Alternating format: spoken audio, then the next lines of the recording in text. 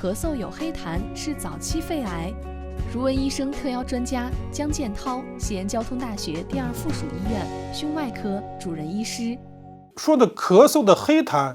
从医生的理解，可能就说是痰中有血，因为鲜血它是一种鲜艳的红色，但是如果一些陈旧性的出血，它可能会包括时间呀，包括和别的这个相互的作用，它就会变成一个黑的颜色。所以痰中有出现黑痰，也要高度怀疑，要高度警惕，及时到医院就诊。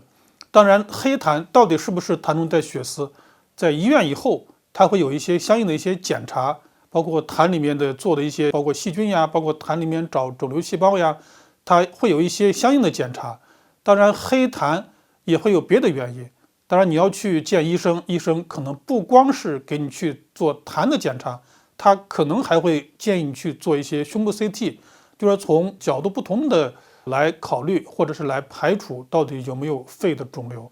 所以，如果出现黑痰，建议及时到医院看医生。